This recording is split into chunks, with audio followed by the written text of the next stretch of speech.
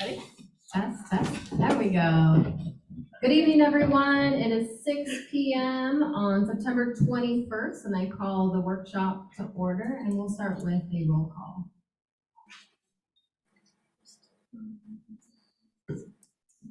Ellis?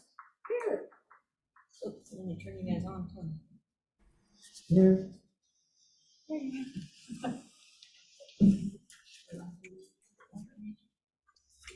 We're gonna go out of order because I don't have the proper paper, so it's going in order.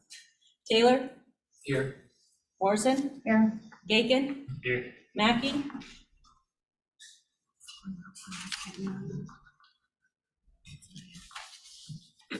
Catchman? Here. Ellis? Again? Here. Ross? Here. Cedar? Here. Francie? Here. Garcini? Here.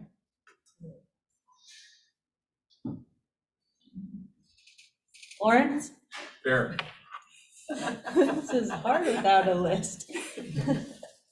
We are good. Shaw? Here. Shay? Here. Thank you. Thank you. The purpose of tonight's meeting is to discuss two different things. First of all, we'll run through the abatement process. And second, we'll go through our capital facilities planning. So let's dive right in here. I will hand it over to Director Scott. Thank you. Lisa Scott, Director of Community Development. And I know it's been a long time with COVID and everything, so I asked the Community Development Department to be here. And I thought I'd first start off by introducing them because without them, there is no community development. They are the heart and soul, and they're an awesome team. So with that, I have Bill Cedar, who's the Assistant Community Development Director. Renee Reynolds, who is our permit and floodplain guru. So I always forget if it's tech or what, so she's your go-to for that. Josh Paget, he is one of our newest inspectors. He replaced Matt Anglesey when Matt left the city. Josh has been a really great addition. Also is Lindy Dancer Mahon, and she is also the position that you allowed us to fill last year and approved in 2020, so we're very thankful to have her. She's been wonderful. And again, this is going to be our soon-to-be building official, John Chum. He has been amazing. He was a steal from the city street department, and I forever am grateful that you trained him right, so thank you. And with that, again, this is the team there, the heart and soul, so really thank you. And I'm going to kick this off to Bill, and he's going to kind of walk you through the abatement. What we ask is if you have questions, write them down. If we can wait till the end to ask them, that would be preferable, just because we may answer that in the slides as we go through. So again, but if it's something you want to know right now, not a problem, but if we can hold off, that would be great. So with that, Bill. Greetings tonight. So you're gonna put that out there, Becky? Okay. So abatement process basically is for the removing of unfit structures. So what is an unfit dwelling structure or building? Next slide. Purpose of the code, the definition is a long one. It is found and declared that there exists within the city of Aberdeen buildings and structures occupied or designed for human habitation and other uses which are unfit for human habitation or other uses, substandard and dangerous. And these conditions are the result of inadequate original construction, dilapidation, lack of proper maintenance, overcrowding, or other defects. It is also found that these conditions cause danger or substandard conditions to the health, safety, and welfare of the general public and contribute to the creation of slums or otherwise blighted areas. Next slide. We have the abatement budget. These are the dollar amounts that have been budgeted for the removal of unfit structures over the last 8 years. Sometimes we have met that budget, and other times we're either below or way above. We'll find here shortly. So the first house there you see is a house that we tore down in 2021. It's 410 Grant. That was on our abatement list, and just before we got to the point where we were gonna tear it down, it had a fire. It was constantly being broken into by transients, and also, I believe, the grandson who the house was given to, but because it was unfit, there was no water and nothing else. He was looking for a place to stay, and he was also, so that cost was $14,000. So the next one is a garage that we tore down this year at 702 West 2nd. That was another one that was caught on fire. Problem with the abatement process, we start on a house or several of them, sending out notices, and then a fire happens. And that kind of stops the process on the other ones because we have to move forward on these. So you can see the difference between the house at 410 Grant, the cost to tear it down was $14,000. The city tore it down, but we had to treat the whole house as asbestos because we couldn't get into it. So that increases your costs. The garage, you can see, it's just a simple little garage, 4 walls. It was still $600. And there was no asbestos in the garage. The next one is 215 North H. That one, again, was on our abatement list.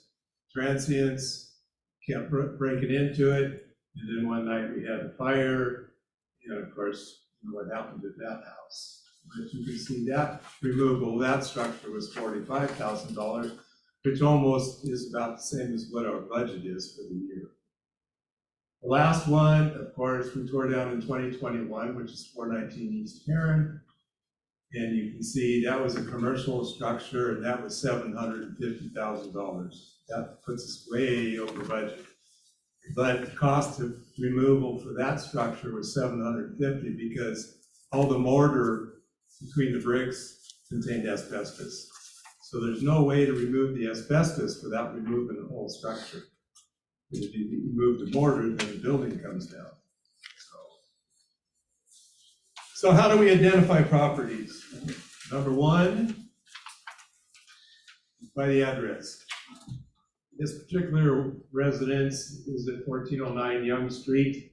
And right now I've got it to the point where the executor of the estate will be removing because the person who's been living in there hasn't done anything. Next way we identify them is through the parcel number. And then we also have the legal description. And then what we're looking for is a legal owner, property owner. And currently on the abatement list, we have 23 sites. And that may not include every single one, but those are the main ones that we're looking at. Those are identified later on in the presentation. So when we go in to look at a place, we have our initial observation. We look at it from the street to determine what kind of conditions that are in. So what are we looking for? Obviously, we're looking for the conditions. And based on the Aberdeen Municipal Code 1550-050 under the Unfit Dwellings and Structures Code, you have that handout here. It's a checklist of about 39 things that we go through and we look at. That is based off the Washington State Code from 1998 under unfit dwellings and substandard structures. So when we go in and we look at them, for our documentation, we take photos. And then we walk around the entire structure if we can and take photos of all the way around it. And if there's any way we can look inside, we'll take pictures from the outside of the structure. So under our initial inspection, we send out a letter. That's this letter that you have here. We send it out to the property owner that's been identified. How do we identify them? Through the county records, or the city utility records. So what happens when we are unable to identify an owner? We have to post that letter on the structure itself. That way then we know for sure if somebody's going to be coming around that property, then hopefully they'll be advised. We send the letters out to the owners, both certified and regular mail. Most of the time, the regular mail doesn't come back. Sometimes, it's hard to say, the certified will come back. So what's in the notice? Like I said, you have this letter here. It outlines the violation. It advises of the appointment to discuss the issues and find out the intent of the owner. It is a request for an inspection. That way then we can go inside and do a more thorough inspection and see just exactly whether it remains on the abatement list or exactly what's going to happen with it. It also, the letter advises that if they do not respond to it, the city can apply for a search warrant to enter the premise. And it has a date on there to complete. Most of the time I will send these out. Sometimes it's within 14 days, depending on where they live. It could be 30 days. So now your timeline is stretching out. So when we conduct the inspection, if the owner gives us permission and they're present, we meet with them, we conduct the inspection, verifying the code violations outlined on the checklist. And then we obtain an agreement for corrective action. Are they going to remove the structure, demolish it, or are they going to repair it? And if they decide they want to repair it, they have to fill out a form that we provide to them, and it gives us a timeline as to when they're going to proceed and how long it's going to take them to repair it. And then I send out a letter confirming what we discussed and what we've talked about, whether it's going to be demolished or whether it's going to be repaired. Now, the issue comes to arise if it's a rental, whether it's occupied or advised for rent. When we notify the owner, and again, that's on your sheet, it says for rental property declaration, we must provide the owner with at least 5 days notice of the court date for the application of the search warrant if they didn't give us permission. Under RCW 5918-150G, there's a time frame and restriction concerning entering the property for the search. And the search warrant cannot be served during the hours of 7 p.m. and 8 a.m. and holidays or weekends.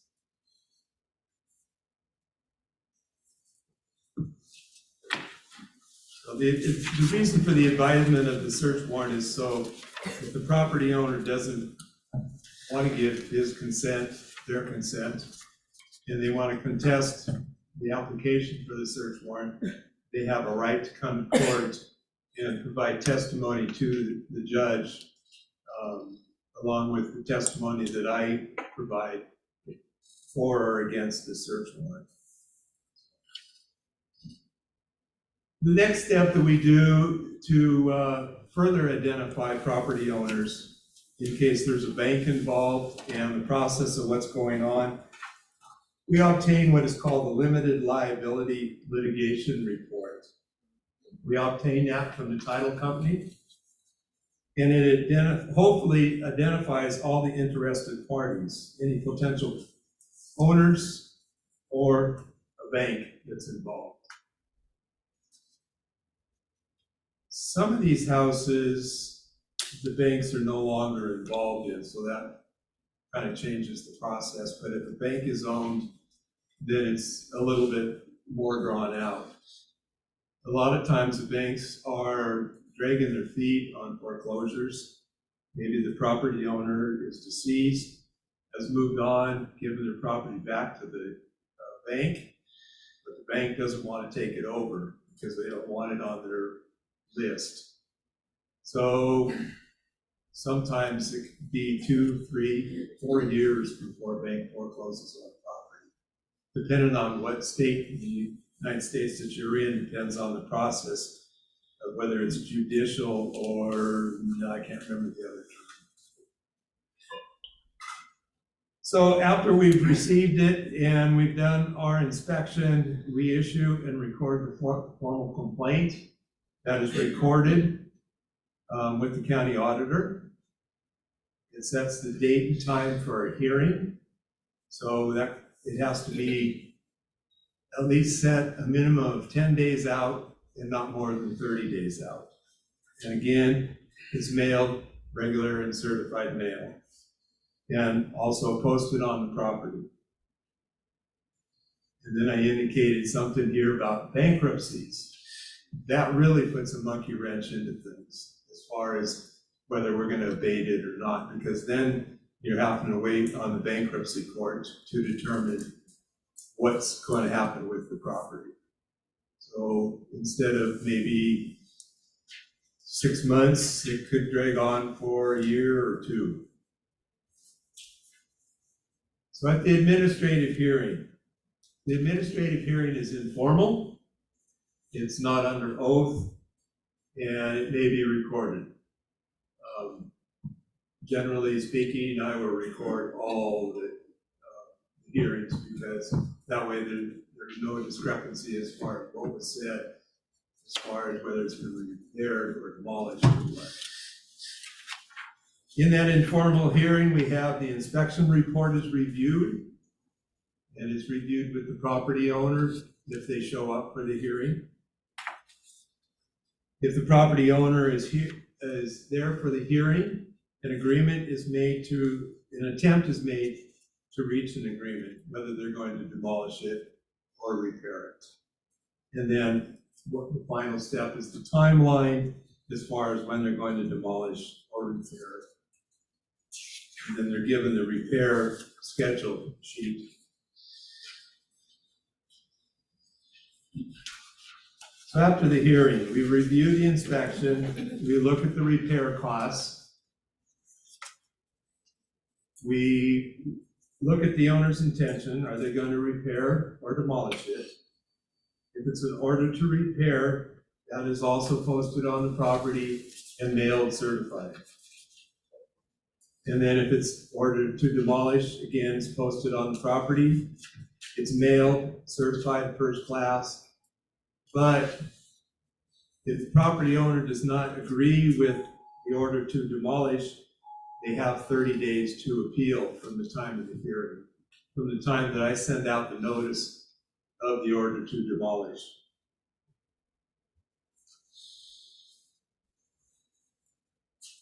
So if there's an order to repair, the owner submits a permit application. They obtain the permits based on the board approval of repair. So if it has to go, if they appeal it, it goes to the Board of Adjustment, building code. Then the order to repair, the Board of, what did you say? Building Code Commission reviews the repair order and looks at the cost and determines whether they're trying to fudge things or not. And then the owner proceeds with the repairs based on the approved timeline. So they have a timeline that they have to go with. If the owner does not submit for the permits and has not appealed the order to repair, the building is still required to remain secured and vacated until the repairs are completed. Now, if it was an order to demolish and the owner complies with the order, then the owner must provide documentation that no asbestos was found and has been removed. And then the city will issue the demolition permit. But in order for the city to order the demolition permit, they must receive a copy of the demolition permit from ORCA, which is the Olympic Regional Clean Air Agency. And they have to show that the asbestos has been removed if there was any. Now, if an appeal was received on the repair order or demolition order, the hearing date is set, and it must be within 45 days. We prepare a staff report. The hearing is then held. The order is either upheld or a new or modified order is put in place. And what I mean by that is if they want to repair it, then they need to show what they're going to do and the timeline, and then the board has to agree to that. So what they do is they continue the hearing until such time as the owner complies with the order. So within 14 days of the hearing, then the board's decision is sent to the appellant and it's recorded with the county auditor. And the property owner has 21 days to appeal the board's order. So that means if the board orders it that it be demolished, and again, the property owner does not want to have it demolished, they want to repair it, they can appeal that order, and that order is appealed to the Superior Court. So again, our timeline gets stretched even further out. It's dependent on what Superior Court's timeline is. Now, if the order is to demolish and the owner fails to follow through with the demolition and no appeal is received, we do an asbestos survey. We have requested. And that has to be conducted by a certified air inspector, which luckily we have one on staff. So that can save the city some money.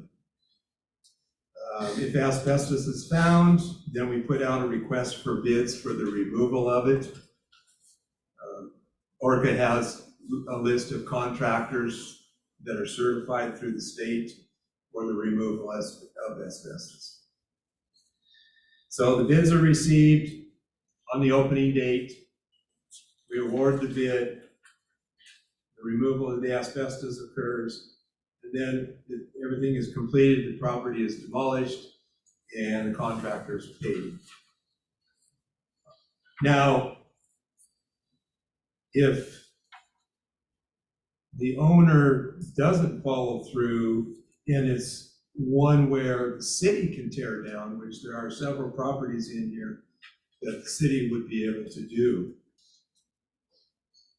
When we put properties out to bid, like 410 Grant, because we had to treat that as the whole structure being asbestos, that had to go out to bid to a contractor who has people certified on their staff as HERA certified and can be there to supervise the demolition. And there are certain requirements that have to go on.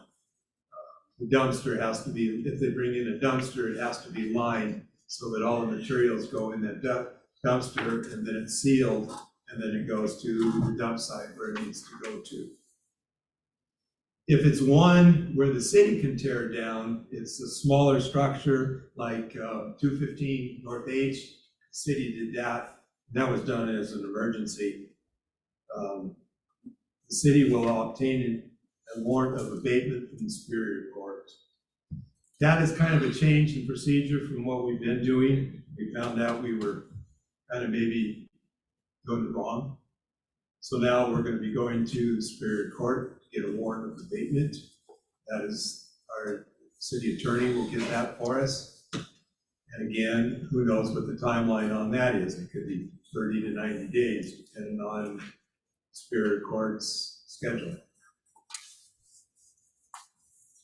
City then files for a demolition permit from ORCA, And a cost analysis is prepared. And at this time, I'm going to turn it over to John to show you exactly what he does using Marshall, Swift, and the residential estimator on for determining what the cost is and whether it should be demolished or not. And then I'll continue on after that. Hello. So as you see with the handout with the Wastewater County paperwork on top, it shows the county assessment of what a structure is valued at. And typically what we look at is the improvements, which would be the structure of the building. And for example, here is 1224 West July Street. It's a small little structure, and the value of the property that the county has estimated is $29,275, And we have a threshold amount, which we, about 50% of the value of the structure. And with the Marshall and Swift program I use, it's kind of based on today's fair market value of construction work. And I just looked through the list of the line list here. It shows the repair costs of certain things.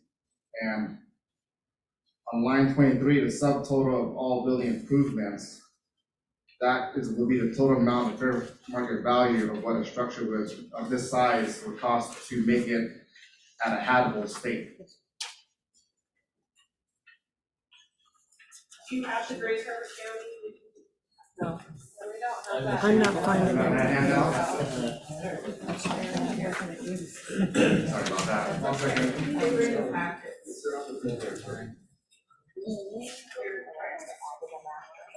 They were in the packets.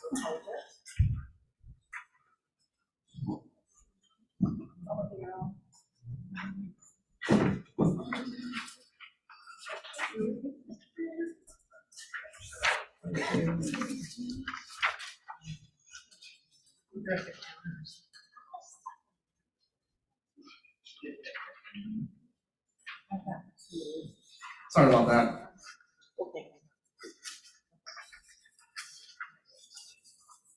Now does everyone have a copy? All right. So back again to the county assessment here. You'll see that the improvements is what we consider the structure, and the value of that structure is $29,274. We don't count the land value. So when we go do the assessment, the program, like I said, is based on the current value.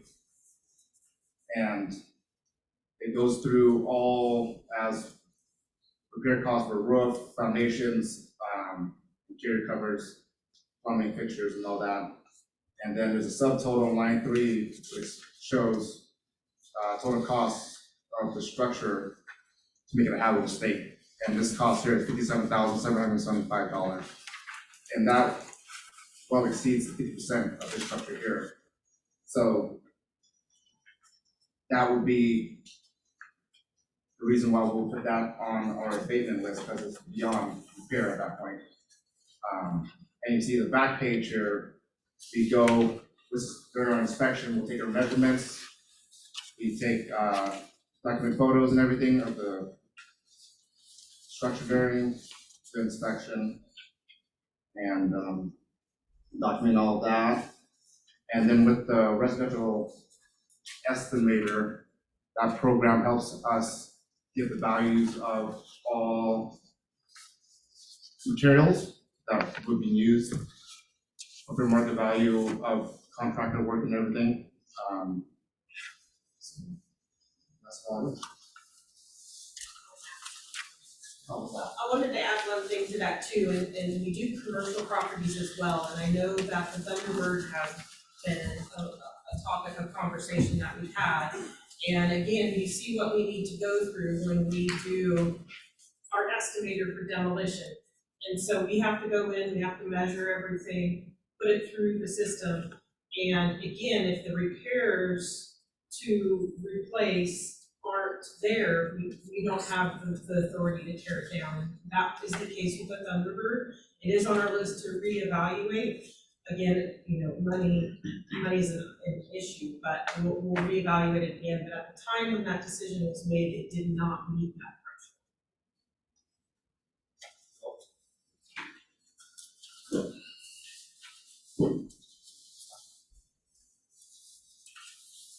So after John prepares the cost analysis, then we prepare a bid package.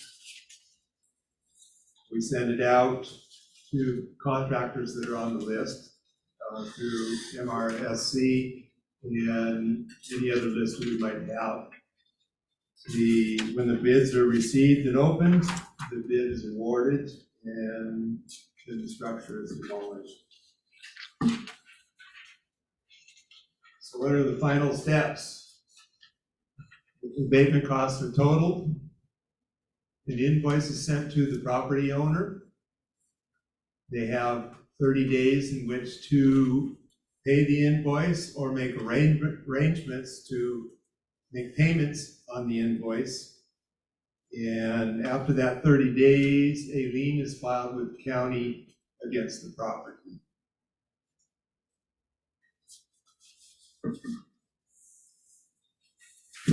So there's the list of the properties that are currently on the list. And like I said, that may not be all inclusive. Those are just the ones that stick out. The one that's in the photo is one that was demolished by the city a couple of years ago.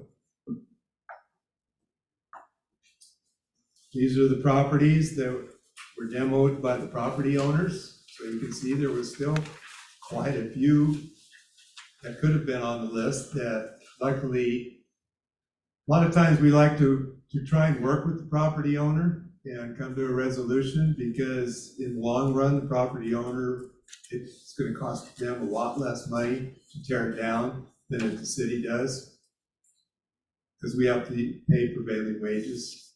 So it ups the cost significantly. And then here's a few of the houses that were on the abatement list but were removed because the properties, the owners, either they've been purchased by a new owner, which I think all of those on the list were purchased by someone else and were subsequently remodeled. That one in the picture right now, it still doesn't have the front porch steps coming down, but it's got all brand new siding on it. And that will be it. There's your Thunderbird. Any questions? Just want to add too, as you can tell from slide 5, we're one fire away from meeting our budget. And so there are years we can't get to our abatement list because the fund's just not there. And then there are years besides this 45 where we've got fire structures that we have to take down because they're a nuisance and we can be held liable for anything that could happen on that. And I know that we have our corporation counsel here tonight as well who may want to add something to that. But again, we're just one fire away from totally crashing our budget. So it's setting priorities and trying to get through them sometimes becomes a bit challenging. I know that you all have a big task ahead of you with budgeting, but we wanted to walk through what our reality is and how this program works so that you can appreciate everything that does go into an abatement. It's been a while, Bill alluded to, since we've had our code redone, and I know that we're working with our corporation counsel and totally are going to redo the abatement process. Some of it works well, other areas need some beefing up, so we're looking forward to that because we are very much a process-oriented department and follow that code. So that's a challenge for us. Money is always going to be a challenge, again, one fire away from building a budget.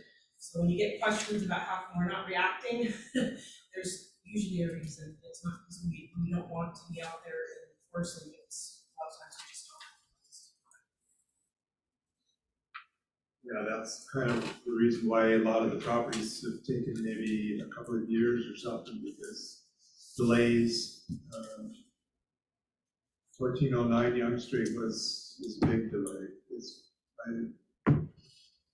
We're in the 9th month since the hearing, and now finally the executor of the estate was stepped in, because the nephew that's been living in the property, he hasn't done anything, hasn't done what he's promised to do.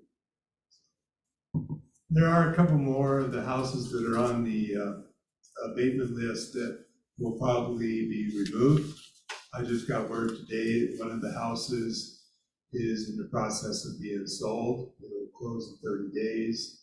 And the new property owner apparently has bought other houses in the area and has remodeled them. So that's another house that will offer some help for people that need places to live. I think of the other one. There's another one. Oh, the other one, the homeowner finally came in, didn't notice the notice of the hearing, and they got some help that's going to help them as far as demolishing the house and they get rid of it. Liz? I've got 3 questions, Bill. Do you need a warrant to go on the private property initially?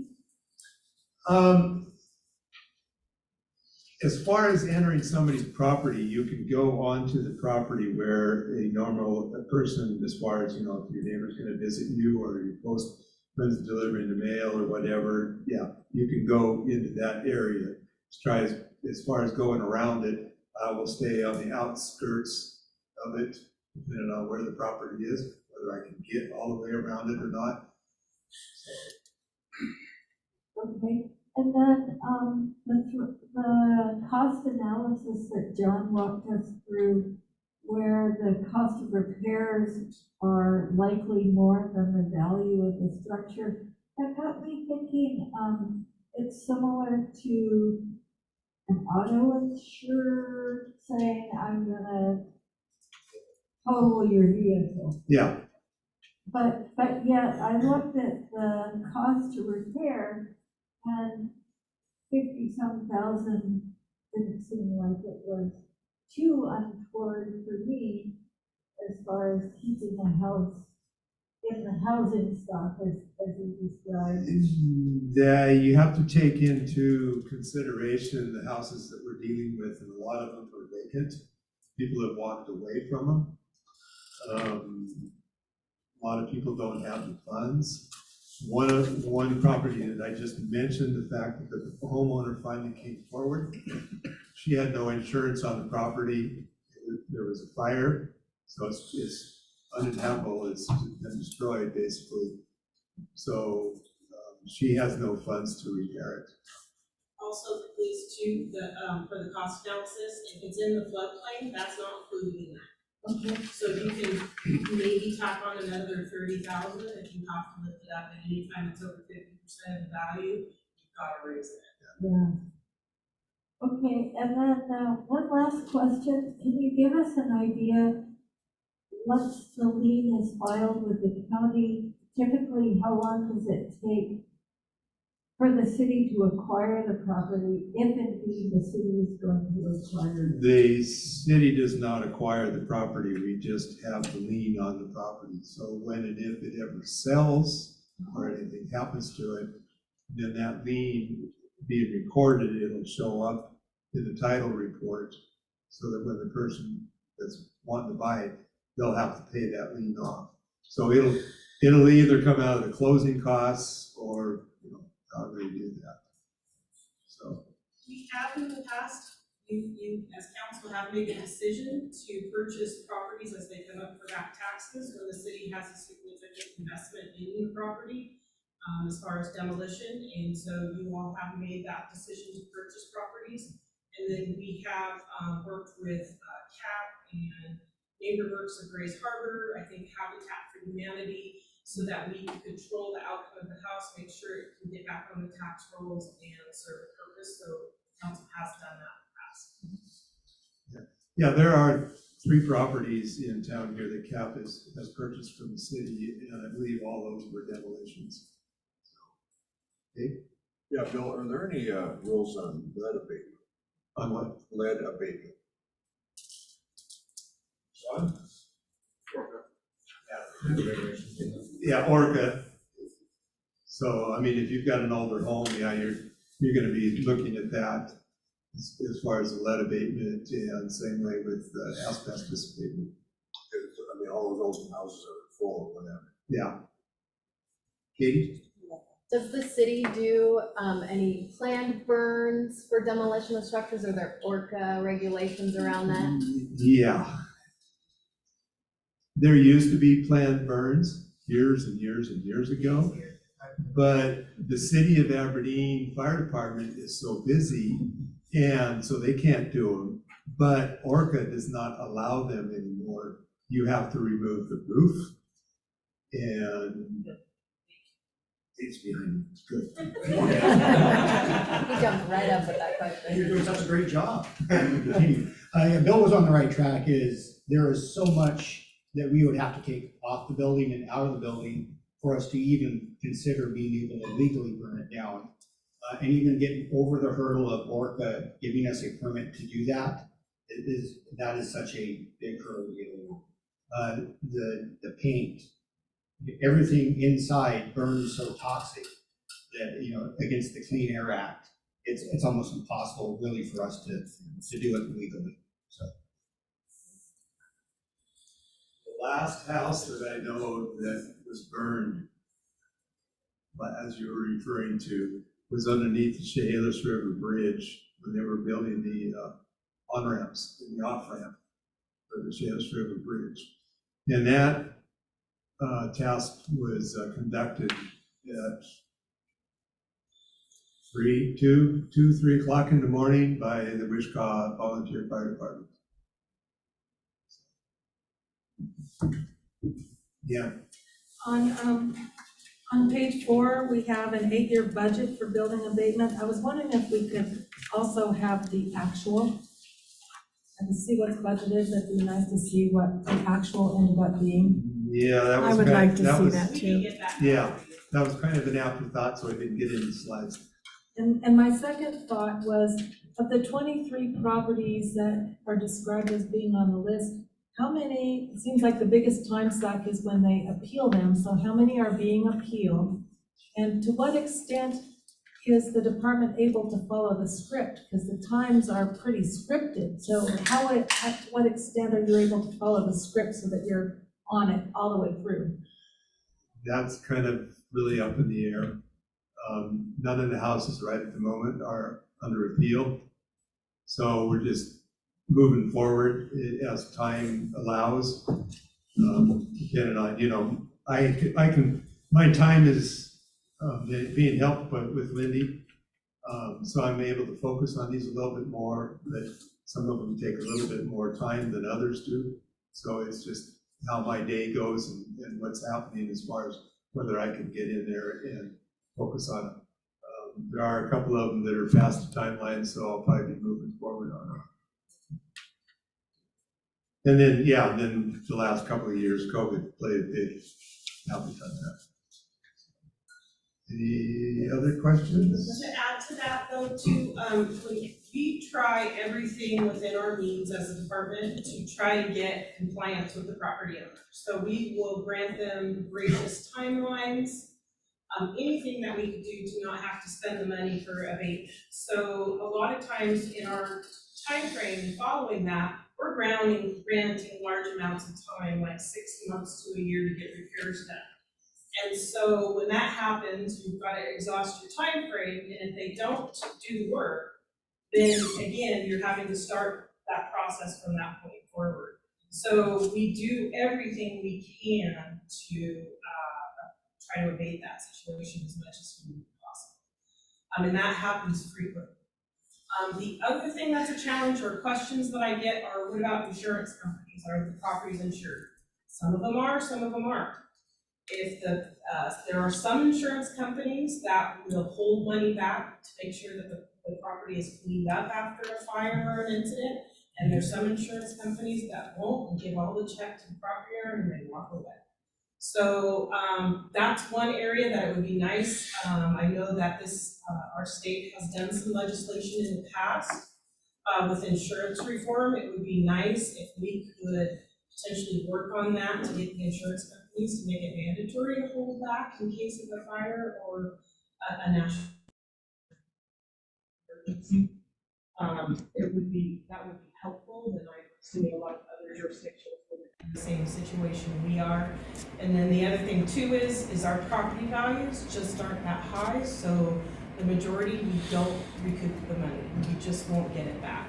The county's worried when it goes for back taxes, they wanna get their money that's owed to them, and a lot of times they'll either sell it for what's owed to them, and we won't get our money. So there's challenges all the way around. We're hopeful with, working with Kenyan Descent that we'll be able to adjust our ordinance and maybe get some more action. This, Yeah, I just wanted to take advantage of this rare opportunity where you've got all of the staff here from community development and code enforcement. And thank you guys for all the hard work that you do. You're out in the trenches. You deal with a lot of grief, and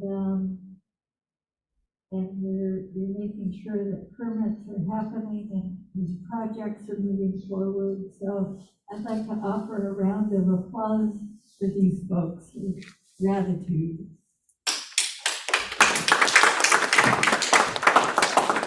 And thanks so much for you all being here. and if any of you have ever dealt with insurance companies, you know what it's like. It's hard to get money on it.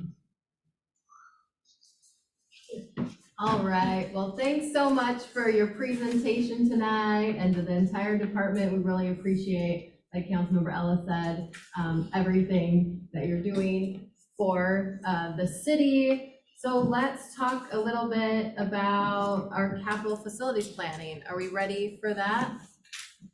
Okay, all right. If anyone does get up and walk away, we're not offended. Okay, go ahead. So on the capital facilities plan tonight, Public Works, Parks, and both the chiefs are here to discuss the projects that are on this list. The hope is that council can look at this on and set priorities. I know Public Works went through and set priorities because they have that skill and knowledge of what their current workload is and what they need to do. Some of the other ones weren't set. So tonight is the goal of you guys fully understanding what's on the list and asking questions, and then we'll go to next steps after that. So either Stacy or Rick, whoever wants to go first. Stacy asked to go first. Wanted Nick to have to say longer.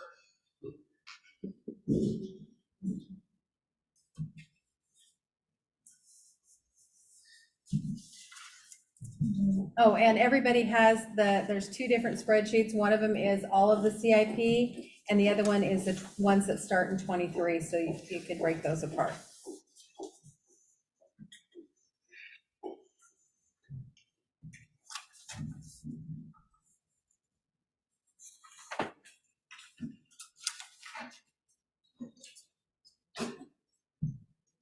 All right.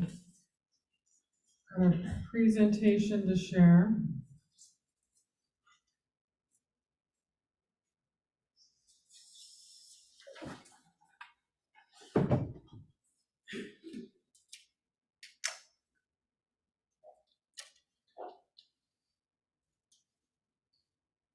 Parks Capital Facilities projects.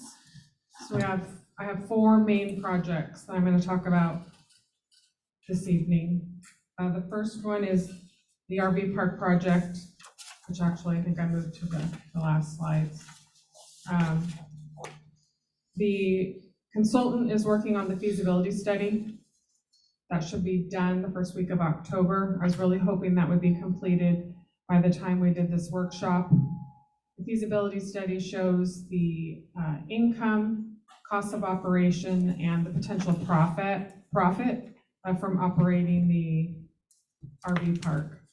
The consultant also broke down the RV park project into 5 phases. I modified that to 3 phases. One of the other projects is the Morrison Park Wilson Creek Bridge. We received 3 options from the consultant. As you can see, they vary greatly, anywhere from $38,000 all the way up to $410,000. The third project is the Steward Park Trail repairs. Currently, Stewards Park Trail is closed. We have a bridge that is falling into a ravine. We also have some other bridges and stairs along that trail that could certainly use some repairs. I'm writing a grant currently to the Washington State Recreation and Conservation Office for $150,000. That grant is due November 1st. We don't find out if we get the funding, if we get awarded the funding until June of 2023.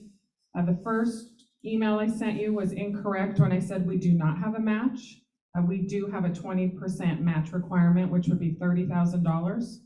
That match can be in-kind labor. If we do any in-house work, it can also be other grants that we receive.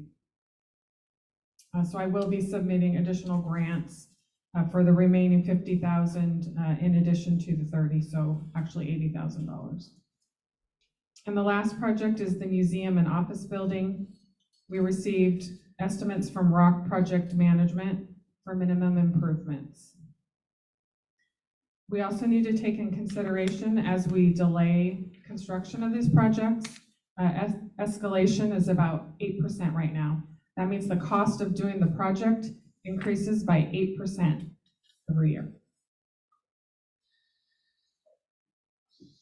So the first project I'm going to talk about is the Stewards Park Trail repairs. I included some photos. Stewards Park is located in North Aberdeen. It has our only rural trail in our park system. It's about 1.7 miles long. The Stewards Park Trail has some bridges, as I mentioned earlier, and stairs that need to be repaired. That trail has been closed for almost 2 years. I have a number of very upset citizens that want that trail opened, and I do as well. So they've been submitting letters to me, which I will include with the grant application. That always helps when you're requesting funding to get support from your citizens.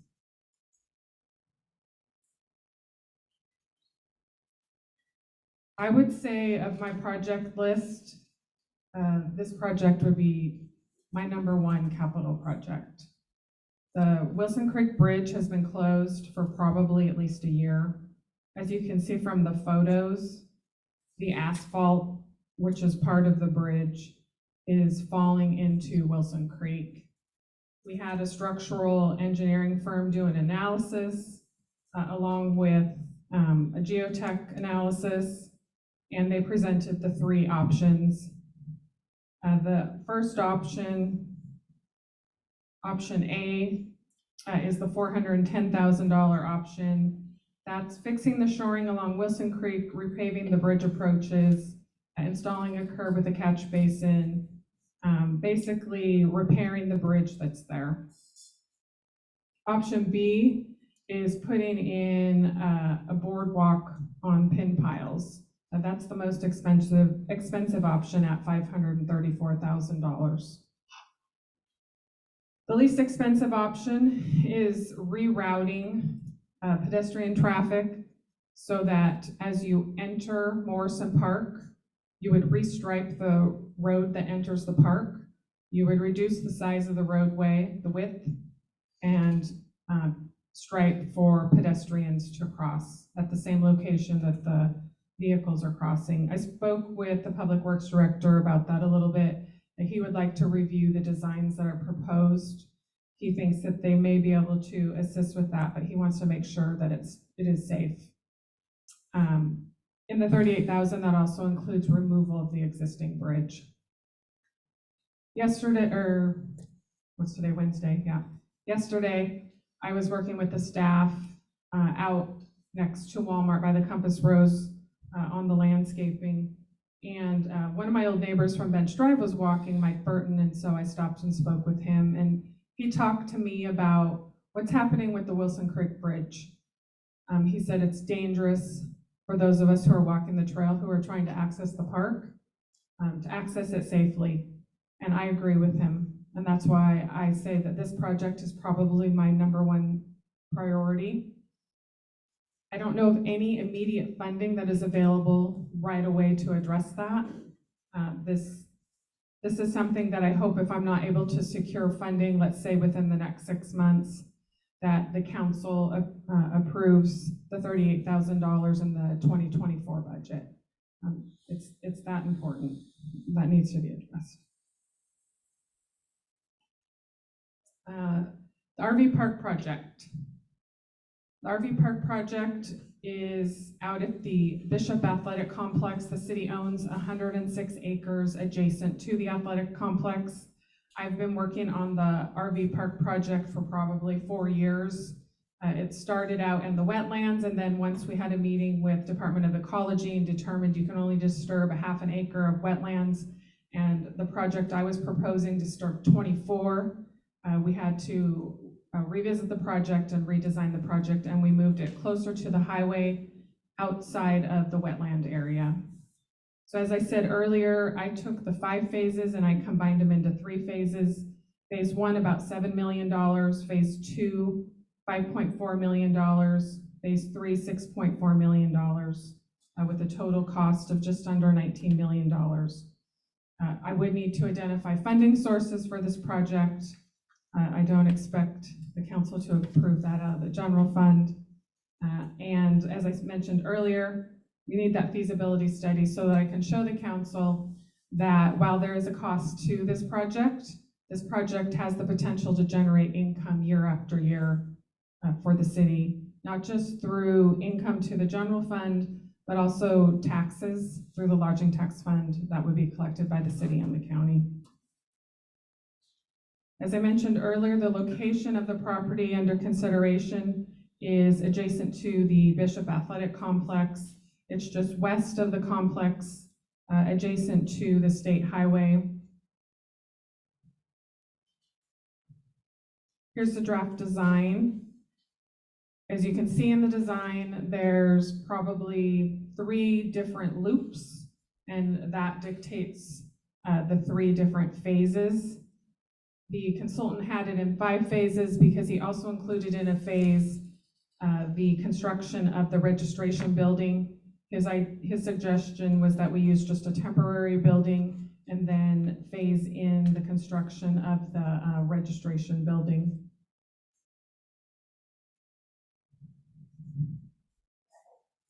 Let's see.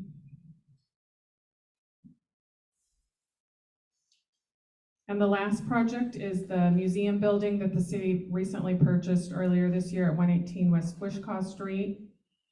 We submitted a grant to the Washington State Capital Heritage Grant Program for $616,500. They provide 33% reimbursement on the grant. Basically what the idea with that grant is to get the city a partial reimbursement on the $365,000 that we spent to purchase the building, as well as cover the cost to hire a capital project manager that would work with the city staff and the museum board on the design and how we would want to use that building, putting together construction cost estimates. In that grant application, you as a council approved that we would use $36,000 to cover the deficit that is needed to hire the consultant at an approximate cost of the $241,500. And that is all that I have. Does anyone have any questions? Does anyone have questions? Then go ahead and ask. Yes. Is this on? So, excuse me, because I'm kind of a newbie here. So why is the city, I don't know the history behind this, but why is the city considering being what effectively to me seems to be a developer in trying to develop an RV park? Why don't we look at bringing in a private developer to do that if there's a need for that? I think that if there was a private developer interested in building an RV park in Aberdeen, they would be doing that right now. Well, I actually know of some, and there is one that's proposed in Oakland coming up. Right, there's an RV park in Hopewind that's also seeing an expansion. And there was recently built an RV park in Cosmopolis. There's definitely a need for an RV park. And there has not been, to my knowledge, a private developer that has contacted the city with an interest in building an RV park. Has the city put out any RFPs or anything to try to attract interest from developers? One option, if the city did choose to build the RV park, is we could put out an RFP to have a private company manage and operate the RV park on behalf of the city. That decision hasn't been made yet. Thank you. You're welcome. Thank you. Councilman Shaw, you had a question? I just wanted to share that I mentioned to a friend that I was coming to this meeting tonight to talk about capital projects, and she goes, "Is parks on the agenda?" She said, "We need help at Steward Park." So, and this is a family that's used the park a lot for years, and they are very anxious for us to do something. So if you could share with me information that I can share with my friend on how to write to you about their desire to see those improvements, I'm certain that she'll follow through. Thanks. I will. Yeah. We don't like to hear criticism, but it actually works to our benefit. So the fact that Stewards Park is closed and people are upset, me getting letters and information from the citizens telling us that that park and that trail is important will help us get that grant money. So I'll get you that information. Actually, I'll get it out to all the council, so if you hear from anybody. Councilman Ellis? Thank you. I understand that the museum needs somebody who can go in and assess the specific construction repair needs to put together a more detailed list of what it's going to take to get the building up and running. And am I hearing from you that you're wanting to budget for a capital projects manager first, who will then oversee that work? So, yeah, the council already approved that through the Capital Heritage Grant. That was the request, and the application was submitted. But yes, you are correct. The plan that was put together by Roundabout Project Management was definitely helpful, but that was just them doing a visual walkthrough, making a list, I think, of common things in a building of that age that would need to be repaired. They did two estimates. The first one was 2.5 million, and then there was a request to try to bring those costs down. They did a second estimate at 1.6 million. Neither of those estimates included addressing the roof, the windows, the issues on the Wishcoff Street side of the building, it leaks, the exterior side. And really that's just bare minimum. That's $50 a square foot remodel budget. I don't know who remodels commercial buildings at $50 a square foot. So to me, that's really just making it a place to store the items. Yes, Councilman Shaw. Just an observation, if that's bare minimum, and are we asking of ourselves the same thing we would ask of any other developer downtown, which just kind of illustrates how hard it is to redevelop in downtown Aberdeen right now. And so, just an observation. Yes. When do you envision having a project manager on board? We don't find out if we receive the funding until June of 2023. Oh. So Would council members please speak up into their microphones? Thank you. So we won't know then until well into 2023-ish, like fourth quarter, what kind of costs we're gonna be looking at to have a museum building that's functional enough to be to serve at a minimum as a work fee. Is that right? I know that the museum board has been working on putting together some cost estimates to have the building used at least for storage at this time, and have the volunteers be able to continue doing the work that they're doing on the collection in that building. And on the agenda for your next council meeting will be a request to hire a structural engineer and also to have a hazardous materials survey, I don't think that's the correct word, an environmental survey, I think, done to see what type of hazardous material work needs to be done to abate that. Okay, thank you. All right, well, thank you. And if you have any more questions, please do email me. And Councilman Cedar, I probably need to get you all the information on parks projects, and maybe we can meet sometime so I can go over those with you. Thank you, I'd like that. All right, thank you. So you're up, and who's on deck? Oh, we'll be a while. Am I on? Okay, the rest of you decide. Okay. As you can see from the full CIP list, Public Works is busy. And we got, take a look at there, we've got, you can't hear me? No. But they're like straight into it. How's this? There you go. This is gonna be a little weird. Anyway, if you take a look at the full CIP list, you can see that Public Works is really busy. The glasses on. We were asked to do this presentation just a couple of days ago, so really we didn't dig down into the details. We did the detailed work when we put our list together, so you can look at the list and see all the priorities. We're gonna go through, our presentation is basically gonna be going through the outline, where we are gonna have an introduction, and we're gonna explain our project ranking framework, and then we're also gonna have an opportunity to talk about our priority rankings. How we're gonna handle this is I'm going to basically talk about what Public Works does, where our importance is, what our responsibilities are. I'm gonna rely on Nick Bird, who's our city engineer, to go over our projects. And as we go through those projects, probably would be best to ask those questions as they come up by department. So we'll go through stormwater, water, sewer, and street. And if you have a question on something stormwater, probably best to ask it at the time, just so that we're not getting confused on all the different back and forth. We got a lot of projects going.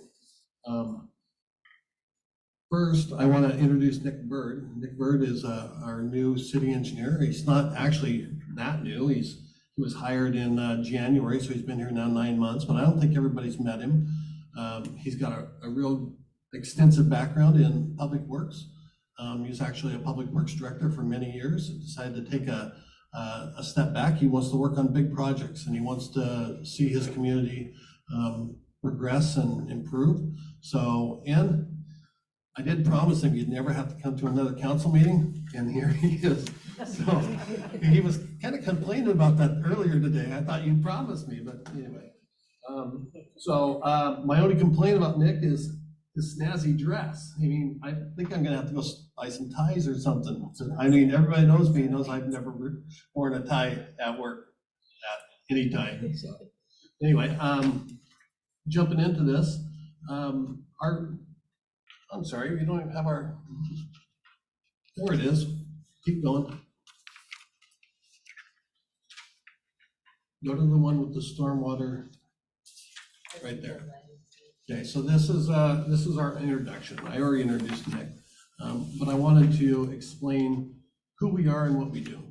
And a lot of people don't know, but Public Works Department is responsible for everything within the right-of-way and all the infrastructure that supports it. So I'll give you a brief description of the different Public Works departments, and it'll be very brief. The Water Department is responsible for potable water, distribution, storage, and treatment, as well as the delivery of industrial raw water to industry. The Stormwater Department is responsible for conveyance and treatment of stormwater. The sewer department is responsible for the collection, treatment, and discharge of wastewater. The street department is responsible for all the roads, curbs, sidewalks, streetlights, signage within the right of way. We have two basic support groups, and that is equipment rental. You probably talked about equipment rental or heard us talk about equipment rental operations. That is our fleet. That is our mechanics. They maintain our vehicles. We run our equipment in a manner that we don't depreciate out over 8 years and get rid of it. We keep most of our equipment for 20+ years and we maintain it. So it's a good way of keeping our equipment for a longer period of time. And then we have our engineering department, which supports all other public works departments and city departments. And that's through design, project management, consultant management, and review. Jumping back, our departments are broken into enterprise funds and general fund support. So our enterprise funds are basically what you hear us call self-funded utilities. They have a rate structure that supports them. And when we do projects, it's typically always through that rate structure. If we're doing upgrades at our treatment plant, that's going to come from rates. That's not coming from general fund. That's not competing against the projects that are on most of the other departments list. Same thing for water. Now we do have what we'd call legacy projects or big community projects, and those do typically sometimes compete. And a perfect example is when we came and asked you for $7 million for the North Shore Levee. That's a stormwater project, but there's always going to be, on those big projects, there's always going to be, what we've always said is skin in the game. You always got to come up with something. Or you normally have to come up with something. But, you know, that's, well, it's just the way it is. As we jump, next slide. Okay, so the way we broke down our rating system was that we wanted to give you an idea of how, for one, how many projects we got going on at any one time, and how they become a priority 1, priority 2, priority 3. The priority 1 projects are, you know, regionally important, regulatory compliant, or fully funded. It could be any one of those things that could make it a number 1 project. So I say fully funded because a lot of times we'll ask for grant money on a project that isn't really even in our top 20. And if we get funded for it and it's free money, then it becomes a number 1 priority. So Stan, you got a quick question? Yeah. I guess, is this on? How do you define regional? Regional, for instance, our regional projects right now, you'll see the next slide, we'll talk about that, but our regional projects are, I'll give you an example, our US 12 grade separation, okay? That impacts us, Hoquiam, the coast, everybody. Our levee, when there's a foot of water in the streets, people can't go to the store. It impacts our commercial district. It impacts all of everybody else in the area. Our Fire Creek Pump Station. Fire Creek Pump Station is, it's important to both Aberdeen and Hoquiam. It's right on Myrtle Street, and it will control the flooding in all of West End, Aberdeen, and all of East End, Hoquiam. So those are the big projects. Thank you. Turns out that Public Works has always kind of operated in our own little bubble when it comes to prioritizing. We always thought the money that we get from utilities is spent based on, you know, mandates and compliance, maintenance of replacing aging infrastructure, essential community projects, city and council prior commitments, and then, like I said, the available funding. We bring projects to council, ask for authority to fund them, get grant funding, those types of things. But again, we're always in a box. We haven't really considered how that affects other departments. Now we're looking at big expenditures, a fire department, a police department. Now, most of our projects don't directly compete, but what they do is they compete for money that other departments would be asking for as well. So county has money, 09 funds. If we take those funds, other departments can't. If, we've got a $35.5 million ask to the state.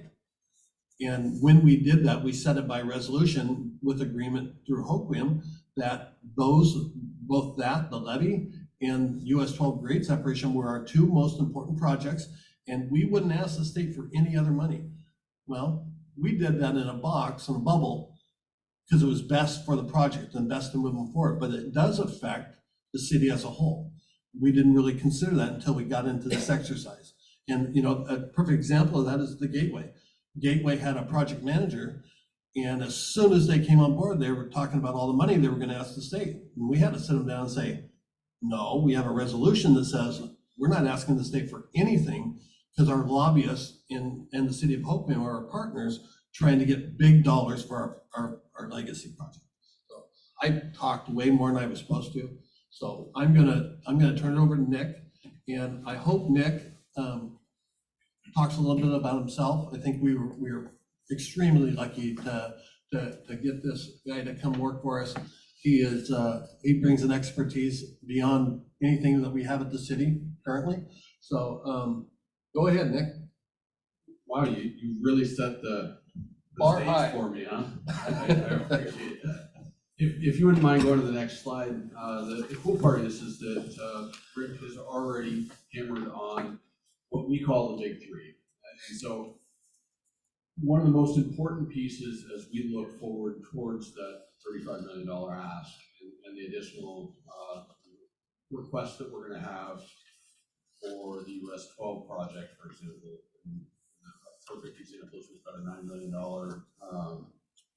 request that likely is gonna be going into the federal government here next month that I may have to come to council and talk about at the next council meeting. So these are three big projects that are key to the success of Aberdeen.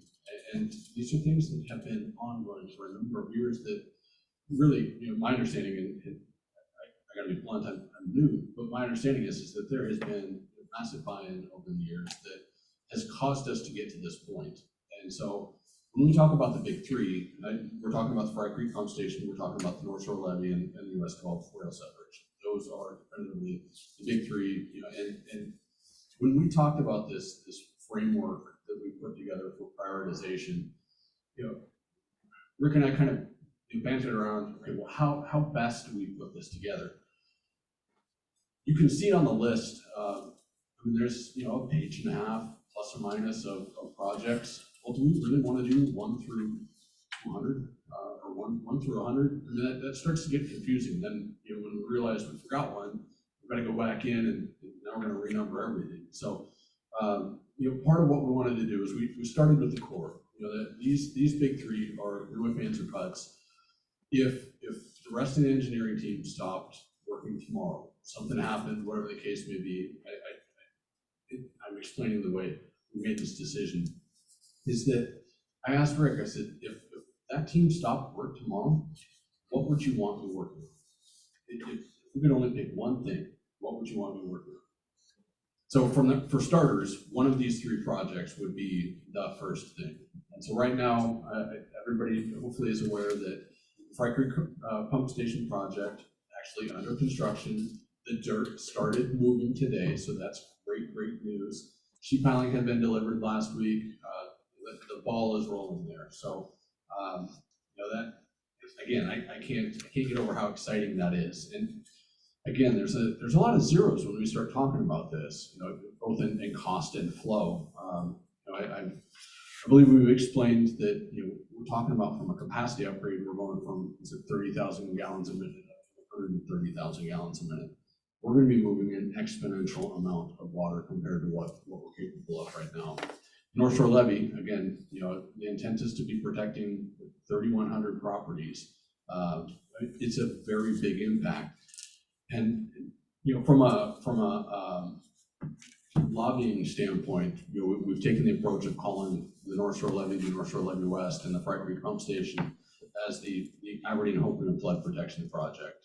And that has gained an immense amount of traction. And when you factor in the brick grant that was recently obtained by the city of Aberdeen, the brick grant that was obtained, about 9 to 12 months ago from the city of Oakville.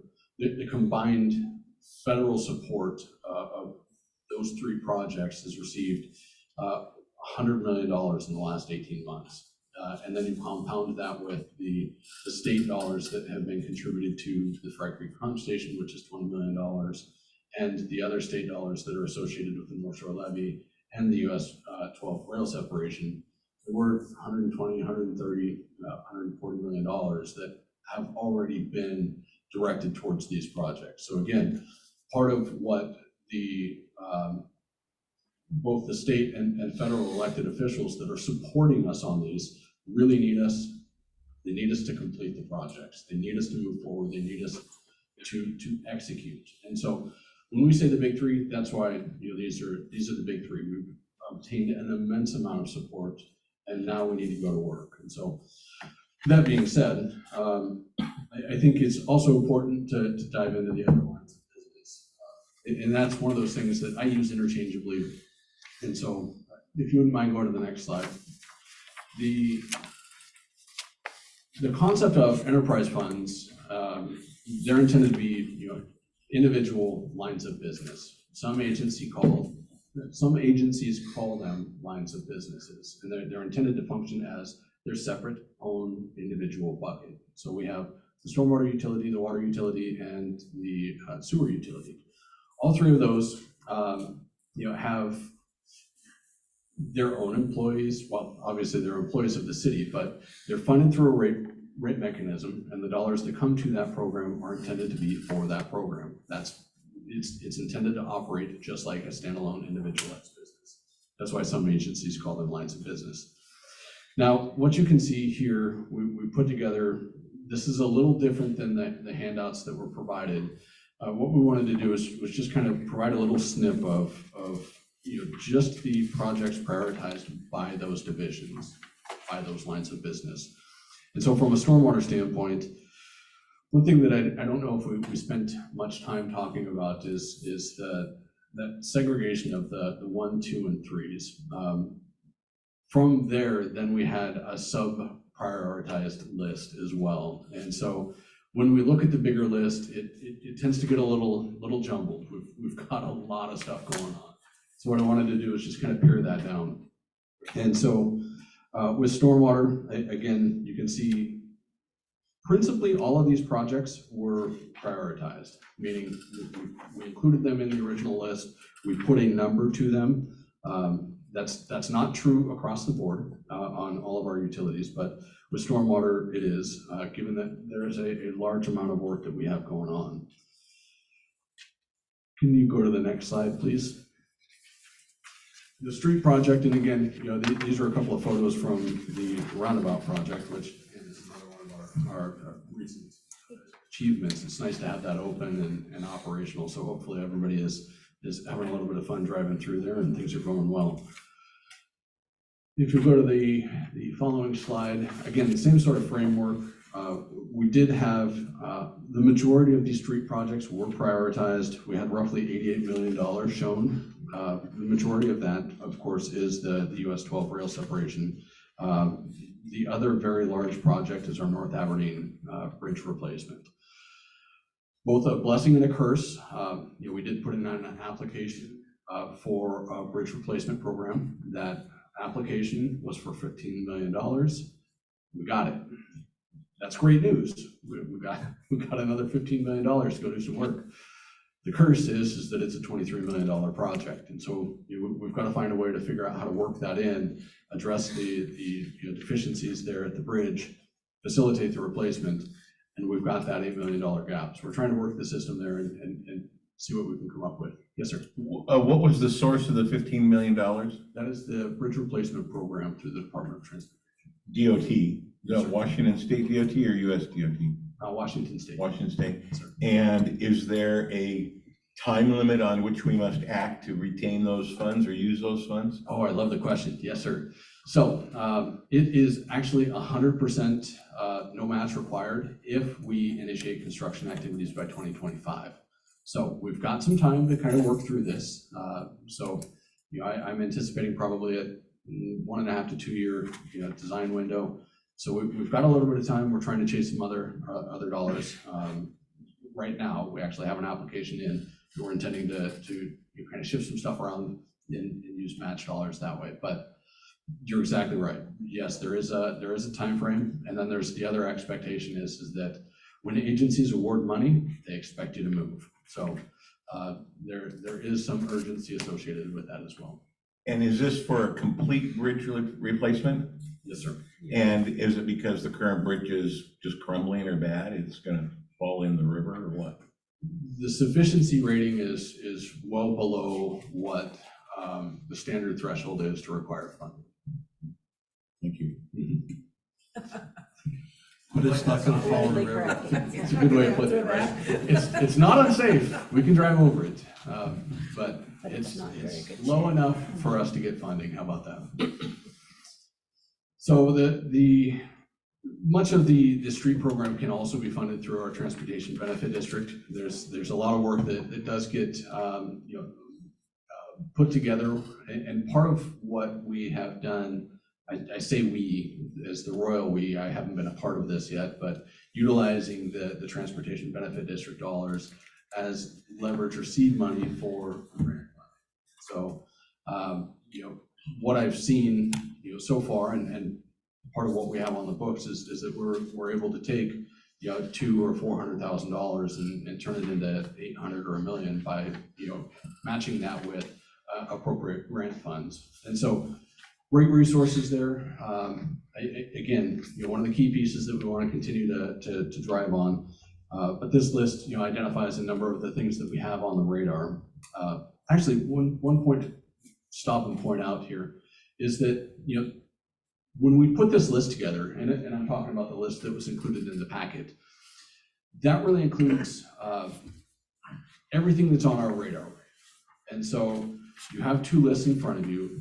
List number one is what's anticipated or what's targeted for us to start in 2023. And then the second list is everything on our radar. So there's entirely possible some projects that aren't shown on this printout or the presentation that we're not anticipating starting for a few years. So if you wouldn't mind going to the next slide here. Here we've got two photos at the wastewater treatment plant. The photo on the left is an aerial photo of our wastewater treatment plant, as well as so it's much of our solid processing train at a wastewater treatment plant. We've got two treatment trains that we've run. We've got a liquid train and a solid train.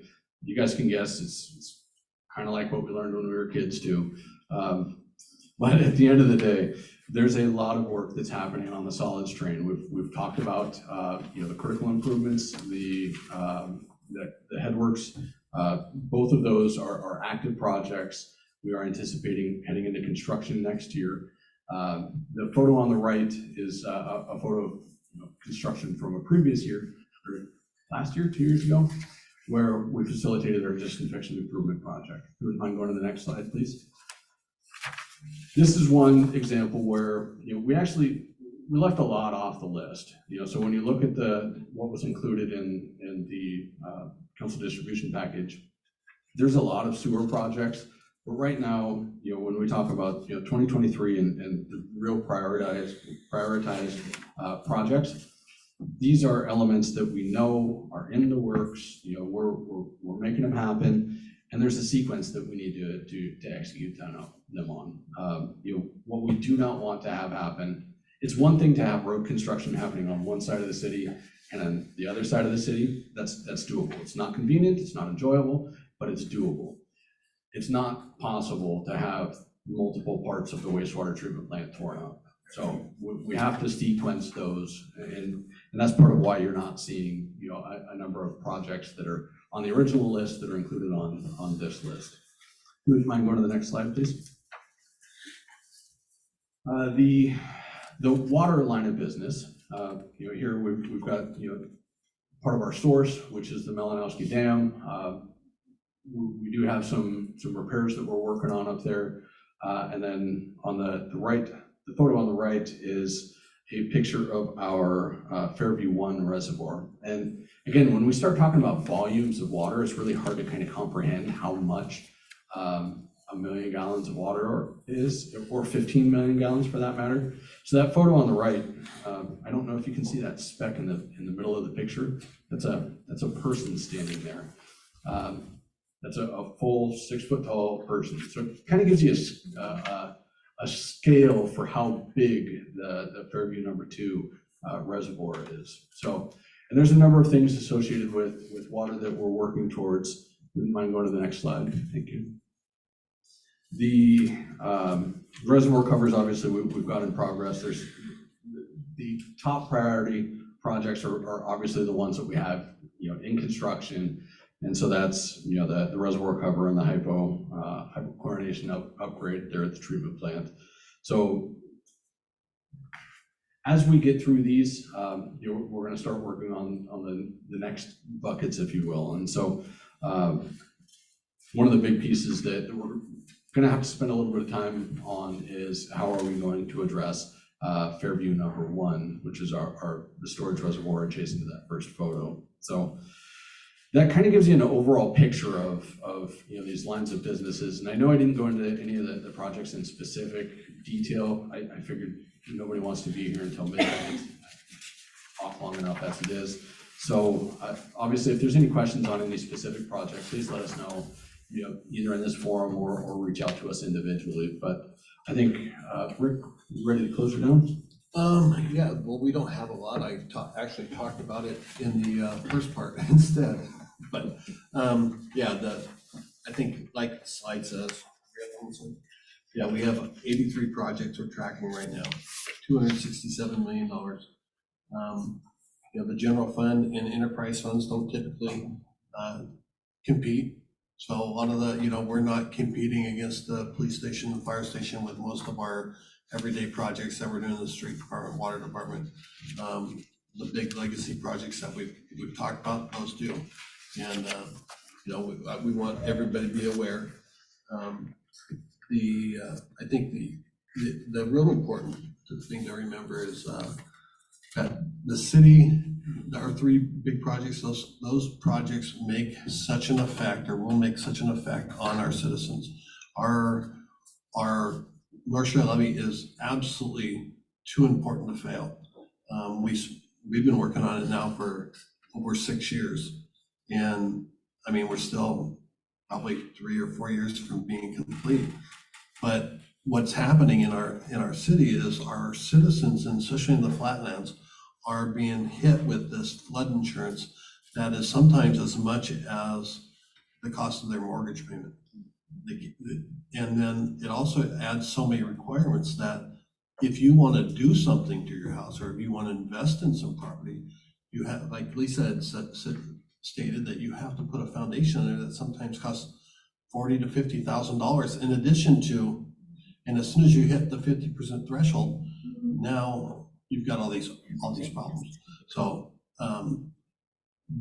when the levy goes in, we have a real problem with assessed value in the city. And when the levy goes in, that assessed value will change. It takes those flood requirements out, takes us out of the special flood hazard zone. The north, or the Fry Creek pump, that's gonna, everybody here has seen what West End is like in a high tide with a lot of rainfall. And what those people live with on every winter is really, it's not a fact of deferred maintenance. I think the point is that there has been no investment. You look at our GIS maps and sometimes there's just no conveyance. There has not been a real investment in our stormwater system. We used to do LIDs, and at the time, a lot of them were voted down because people would rather deal with a little bit of nuisance flooding, they called it, than pay the taxes. We have an opportunity now through investment from the state and feds to address all these problems in a manner that really is minimizing the financial impact to our citizens. So I'm not saying that the $7 million you've already committed to the North Shore levy is not, that's not insignificant, absolutely. I mean, that was a huge deal, and that was directly responsible for us getting $50 million. That's what got us the $50 million. We did that through resolution and said, we're dedicating $7 million to this grant if you will give us 50 million. And without that, it wouldn't have happened. So, I mean, you guys have done a great job. You're obviously very committed to public works projects. We appreciate everything. We hope to keep bringing good projects before you. And, you know, Nick, you got anything else you want to add? No, I guess, thank you for your time. Yeah, Really thank you for your appreciate it. time. Happy to answer any questions if you guys have any. Liz? So can you drill down to the projects that need general funding for 2023? What are we looking That need general funding. I think you can look at, let's go through it. So the 23 proposed start date, let's start with the top section. We got one project in there, and that's City Hall parking lot. That's funded. Go down to sewer. All those projects for the sewer department, none of those need general fund funding. Those are all self-funded utility enterprise funds. You go to storm. Let's see, stormwater, we have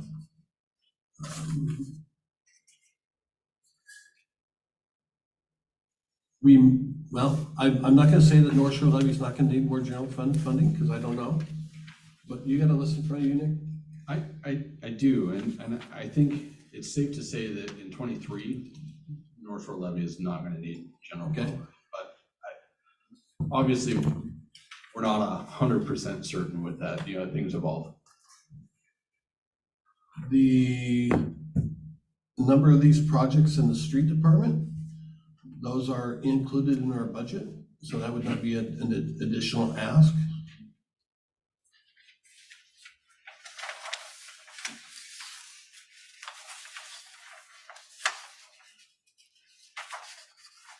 The North Aberdeen Bridge is not something we're asking for. It has $1 million. We've been funded at $15 million. Our proposal, I believe, is to go back to our funding source, ask for $1 million of that 15 as design money, and use the rest of the time to find new funding for the rest. Is that correct? Yeah, I can actually speak a little bit to that, given that part of what the federalizing that project would do is it would have a 80% federal dollars match or max, which would mean that, you know, 20% of the design dollars would be required to come from another source other than a federal entity. And so I believe in that worst case scenario for design, I want to say it was like 300,000 ballpark. I'd have to go back and take a look. And, you know, again, how do we make that happen? Do we use TBD dollars? Do we request general fund dollars? That's a lot of that obviously is going to be contingent upon, you know, whether or not we get the grant funding. Because if the grant funding doesn't come in, it's kind of a moot point. And so at that point in time, then we change strategies and likely go with requesting just design only dollars, which would then be theoretically 100% covered. Would you look at, like the Washington State program that provides low interest loans for public works projects? So can I go ahead and start on that? Sure. So generally speaking, you're going to avoid that for anything that doesn't have a rate structure attached to it.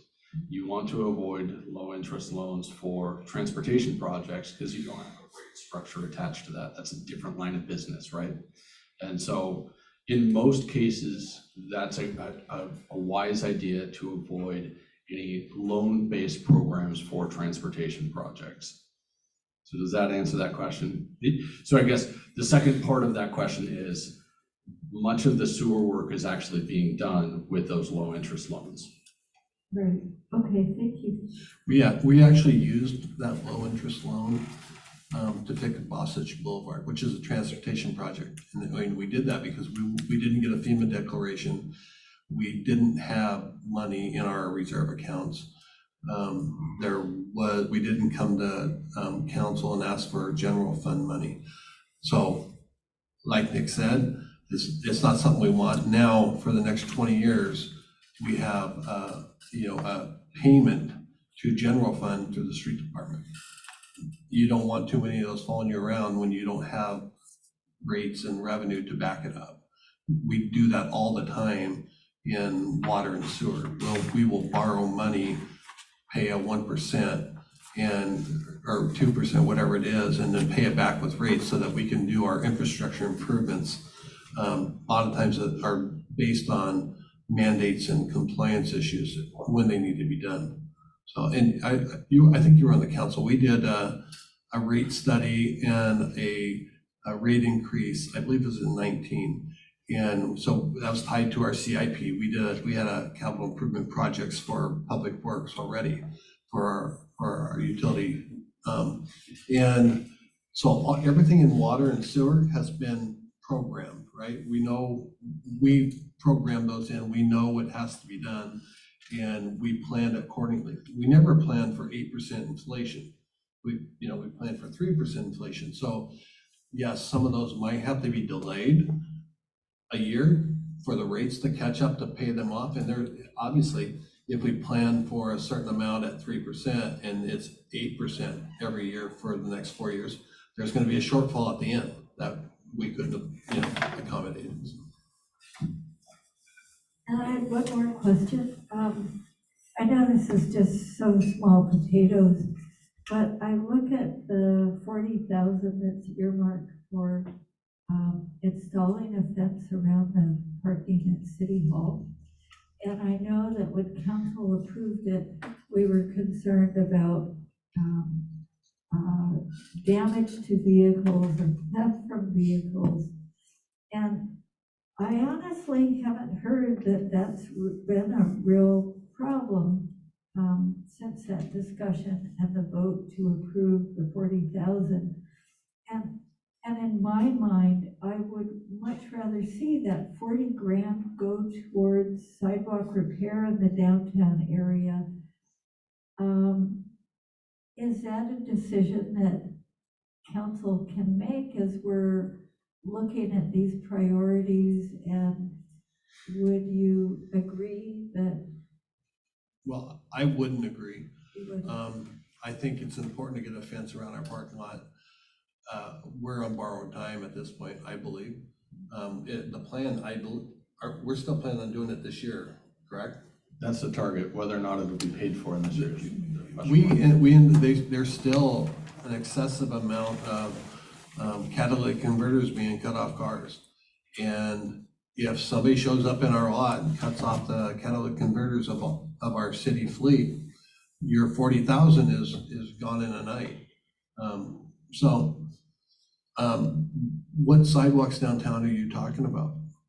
Well, I provided you with a spreadsheet, so they're all itemized on that. How long ago? It was when I was on the Public Works Committee. Okay, so we have a priority list. Like we're on K Street replacing sidewalks today. We've got a plan to replace the ones around Key Bank, before the end of the year. So, I mean, I don't know, it's like insinuating we're not replacing sidewalks. I mean, that's all we do. There's a lot of bad sidewalks, but I mean, we have, part of the problem with, and again, this is just my mini rant and not against you, is if we want to do sidewalks, concrete's 30 days out. How do you plan around a 30-day window? And so we have to tear the sidewalk out, get ready for it, order concrete 30, and it's out 30 days. And then they come, and half the times they don't bring you the concrete you need. They're just so busy, and we get a better price, and we're not the priority. So. I didn't mean to insinuate you weren't doing your job. I know.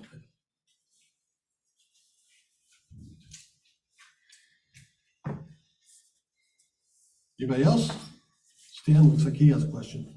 I saw you taking notes. Oh, I'm making lots of noise. Okay, thank you for indulging us and letting us talk to you.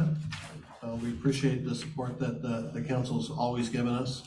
I appreciate all the thought you guys put into this, and I like the prioritization. It helps a lot.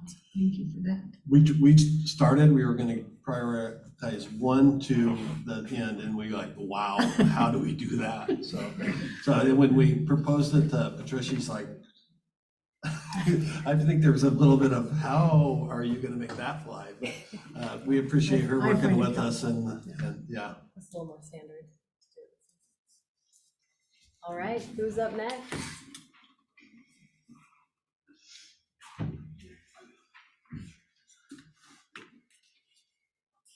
Okay, so fire-wise, our method of prioritizing it was much easier when you only have 2 projects. So we won't be quite as in-depth. So just a quick review of our current situation where we're at, just remembering we have the 2 fire stations that we're looking at replacing and relocating based on just the needs of, the age of the stations. They were built almost 60 years ago now, not for today's fire service. And we have definitely outgrown them, not just operationally, but safety-wise too. The current process we're in, we wrapped this up end of 21 into the first part of 22 with our architecture firm TCA. We went through the first 2 phases, that being the kind of review and feasibility of them coming through, looking at it, what is it we actually do at the fire department, how we operate, and then just what are our needs to be able to operate safely and effectively.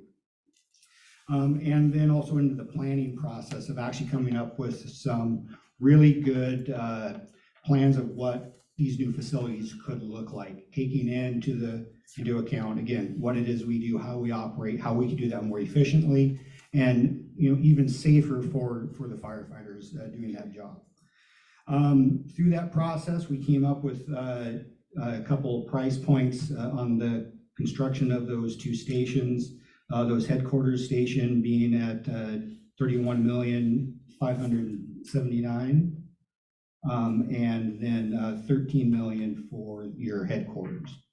I'm sorry, Station 2, South Side.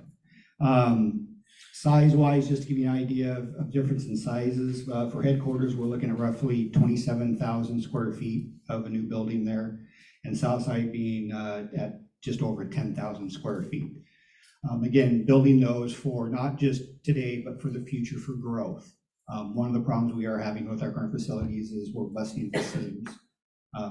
We found some pretty ingenious ways to store things that probably don't let Ellen and I know. So, as far as our priorities, really Station 2 at Southside for us is the higher priority above our headquarters station. It is much smaller. We can't even fit our new apparatus in it. It's very small, and the location of it is right on the highway, causes problems for responses out of there.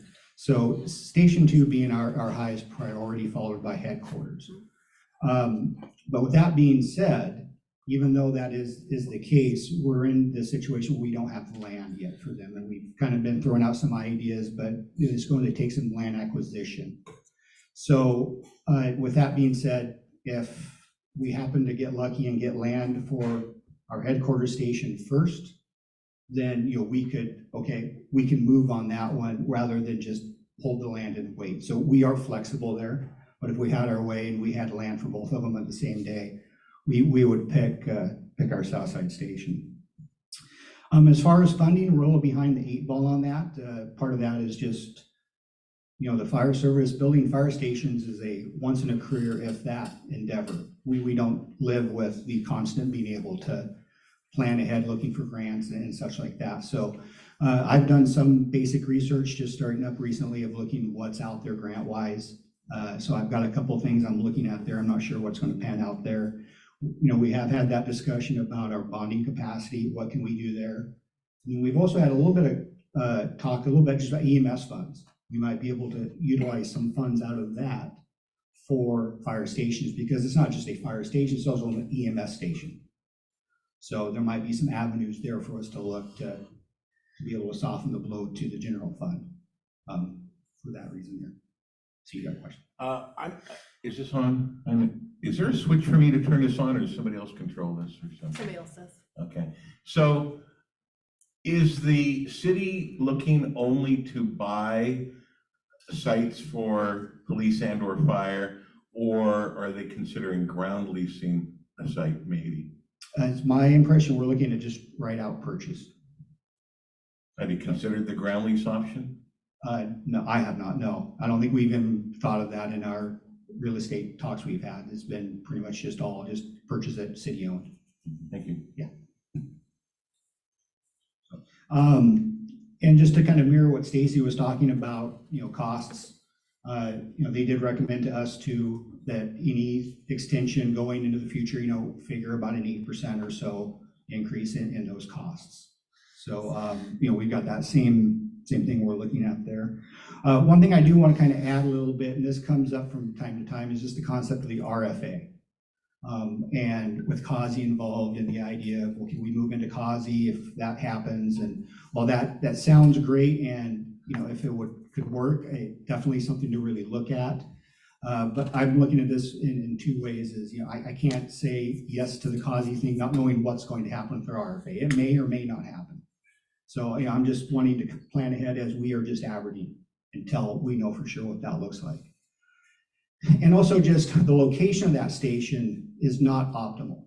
It is way too far south within the south side really to be effective. The only way we could really logistically use that station and be within compliance for response standards set by the NFPA, we'd have to really get with Public Works and looking at Huntley Street and getting that punched through.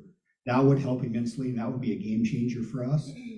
But until that happens, and then we've got to really kind of resist that urge just to move into there. So I know they love us too, but logistically and operationally, it doesn't work. So that's my quick little speech. Questions? Yes. Dave, I have a comment. I know Congress was looking at legislation to fund fire stations. It didn't make it through in the last round, but hopefully that will get reintroduced, and that could really help us out a lot. Right, yeah, I saw that here. I was doing some research recently and saw that. Yeah, I'm hopeful that that is something that does come up and we can take advantage of it for sure. Yeah. Okay, thank you.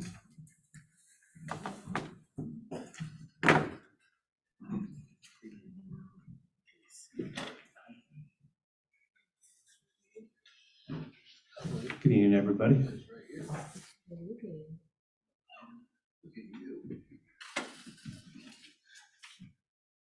So I have two small projects that we have listed there. The first one being our new police range, which is fully funded from 2015. There was a large slide that came down and wiped out 50% of our range, and so we have an insurance settlement.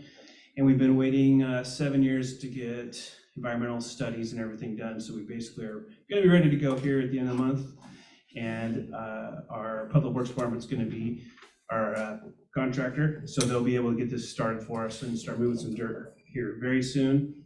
And then hopefully by the spring, that's something that'll be a reality for us. And the second thing we have listed is a new police department. So our building was built in the mid-1980s. And so back in that day, policing was different and our needs were much different. Our parking lot right now on the east side has started to sink. We had a sinkhole last year that I could put my baton in and not touch anything. Public Works came and fixed it for us, and you can see if you walk through our sidewalk, it's kind of coming away from the building. All of our drainage from the roof are coming apart. So it's causing problems for our plumbing throughout our building. It's pulling our pipes down in our jail and our main station as well. So this is a constant problem for Ross Lamke, who's basically having a plumber in our building every other day to fix those kinds of issues. So that's a big concern for us. The police department is our emergency operations center for the city. So it's it's a building that we have to maintain. And so one of the challenges that Chief Shoemate took on a couple years ago was to start to the study to replace this building. So phase one was completed at the end of 2020, 2021, and a space needs assessment was done. And so that's where they came up with the, I think, 28 million and change, just a ballpark idea on how much a new building would cost us. So that also includes the Aberdeen Municipal Court building as well, and a new jail too. So it's kind of a three-for building. So that's kind of where we're at with the building. We have $500,000 listed there too as a kind of a temporary hold for us to repair the building now. One challenge we have, as I mentioned, is with the plumbing problem. It's basically going to need to be redone for the entire jail part of our building, which would be very problematic for us. We want to make sure our jail stays in functioning and we don't have to close our jail. And then also include a new roof as well. We're constantly batting leaks as soon as it starts raining, so that's obviously very problematic for us. Our second floor is our training room, our evidence storage room, our HVAC. So all those are very sensitive areas. And city server is also stored in our attic too. So those are all our areas that we can't afford to have water get on top of. So that's one of the options that we have set forward, because we know that a new building is realistically, 6 to 9 years down the road. We're concerned about not having to go against the fire department, so it's our building versus their building if it goes to some sort of a bond issue or not. That's something that really, it's up for you all to decide on how the strategy that's going to work. But the building needs to get replaced, and that's kind of where we're at now. Do you have any questions for me about the building? Go ahead. Just a catch-up question. Yes. Have you looked at co-locating with fire? Say if we find land on the south side or the north side that has the capacity for both departments? Sure. One of the challenges that being the emergency operations center, there's specific regulatory requirements for the building, so it would have to be basically tsunami proof. So that kind of prohibits us from being in the floodplain of a tsunami. So the challenge would be to find a location that's 2.5 acres above 2nd Street, north of 2nd Street. So that's kind of what we're looking for a location. So if we were to do something in downtown or on the 2nd floor of a fire station, for example, then I think the cost would be very prohibitive, because it would probably triple the cost of the building to make it effectively earthquake and tsunami proof. Do you want to add that? Yeah, Dale kind of hit most of it on the nail on the head. There is the cost alone of just making a station that would be able to function as a EOC downtown in the floodplain. We had some discussions about that in our design process. And just as Dale said, the cost was skyrocketed because of the type of construction you would have to do. So, but if we had a good location that was up above, that had good response routes for the fire department to come out of, and a good enough chunk of land, that's definitely something that could be feasible. But we run into the very similar problem. We need a very large footprint as well. So finding something that big, chunk of land to get our hands on becomes really problematic.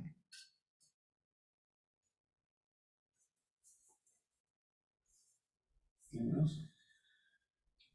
I have a question on the Yes, sir. plumbing issue. Yeah. With the plumbers that are coming in to repair, do we have a general idea of how much it'll cost to replace the plumbing as a whole? Sure.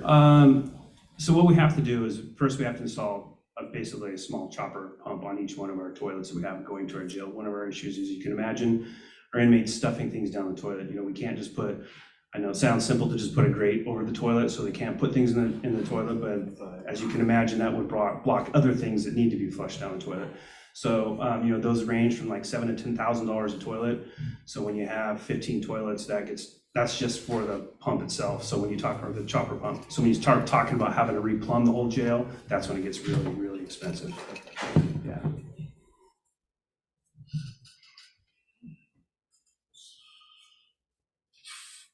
If you put those toilets in series that share a pump?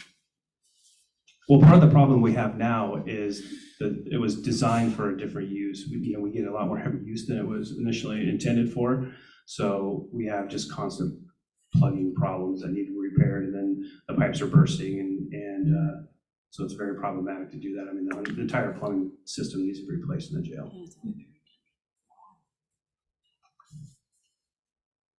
Thank you for your time. Thank you. All right, I think everyone that needs to speak tonight has spoken. So Mayor Shave, if you're still with us, I'm going to hand it over to you for any discussion you have about priorities. Well, we've heard a lot of good conversation tonight that reveals an extreme amount of money that's needed for all these things, all these projects. For me, priority-wise, of course, the levy project is number one. The rail separation project. But as you all know, I've been trying to find a way to get us going on a police station and fire stations. And as you've heard, that's not all that easy. Plus, it's very expensive. I think both police and fire have some real serious needs that are best met with new stations. So it all boils down to money. And as you heard from economic development, there's a lot of time constraints when it comes to doing just about any types of projects like this, with paperwork and required waiting times and so forth. And so you put all this stuff together, and it's difficult. It takes time. One of the things that I'm hoping to look forward to in the near future,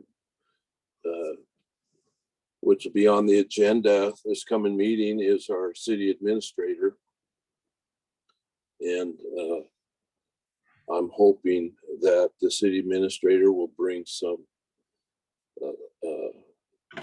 light and ideas to how to coordinate some of these issues and get something started to actually help the council set some priorities for this. And I mean, we have so many things that we want to do. Add the museum into this. We all want to get a museum. It's a matter of money again, coordination. The grant that the museum board recommended that doesn't take place till next June. So, you just can't move all as fast as we want to on all these things, and it's a problem. It is what it is. So, yeah, this was a good meeting, and I think the council got some insight onto all the things that we need to do and all the expenses that they bring with them. So get this levy done, though. That's the big thing. I think that's going to be a big economic benefit to the citizens of Aberdeen, and that'll also open the door for new investment and the like. So thank you. Thanks, Mayor Shave. How about we move on to council discussion? Anyone from council have any comments on priorities or anything that we spoke about tonight, or any sort of questions? Questions for finance? Yes. I had a question that I forgot to ask Stacy. As I look at priorities and I look at using money for this and that. Council funded the restoration of an old fire truck to the tune of 100,000 or so. And I think that was put on hold because of COVID, or did that process get underway? The city and the consultant that was selected could not come to an agreement on terms in the contract. And so they withdrew. Okay, so we've got that 100,000 that's still in the budget that we can reallocate perhaps to repairing one of those park priorities. I think that was in the 2021 budget, not this year's budget. Yeah. So that expense wasn't included in this year's budget. was it spent on something else already, or will it carry forward? It carries forward. Okay. Yeah, the funds that are available in Fund 125, the museum fund, carry over. And I know, I saw the finance director was getting ready to add to that. Yeah, we can't take money out of 125 and use it on parks. 125 is for the museum. So we could use it for covering the balance that you need to hire the project manager. I think you said we were short 36,000. Yes, yep. Okay.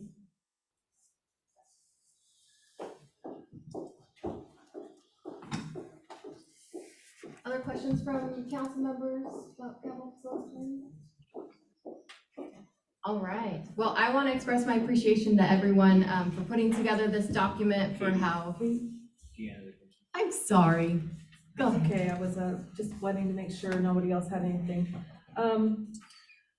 I'll let you thank the staff because on behalf of all of us, because this was a really, really great presentation. The only thing that I would like to ask for is we had a pretty lively discussion about some work a consultant was doing for us, and I would like to request that the council be provided with the work product from those consultants that was provided, since we had an RFP related to our capital review. And I would just like, I don't have any reason for asking for that other than we paid for it and I'd like to see it. So I would just like to ask for that. Okay, all right, well, again, thank you to everyone for putting together this document and for having different copies for proposed start dates in 2023 and the full listing and ranking of priorities. I think it's a very thorough document. I think it's very easy to digest for council and fairly self-explanatory, but I really appreciate the details behind all of it. At this point, I will hand it over to Director Soul for some next steps. So this list is being used while we're developing the budget, and it will be, as much as we can, will be followed to this. One of the things Rick and Nick both informed me, these numbers are fluid. They could change as we're putting stuff together. The first three priorities won't change, but as we're filling out our 23 budget, if we get to a point where the funding is not available, they'll be looking at moving into a different year until we receive funding. So it's our starting point. This isn't the final document. And the hope is this will help us inform council during the budget process and as each department goes before council to present their budget to you. So unless council has any instructions for me, that's where we're headed. And we just discussed this as a council, so I don't know that we need a second comment period unless somebody has comments based off of what Director Stoll just said.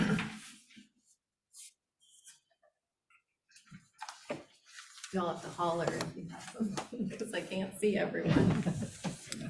You don't have eyes in the back of your head? No, and apparently I can't see people right in front of me either. So, got a full problem here. All right, well, if there's nothing further, I will adjourn the meeting tonight. Thanks, everyone.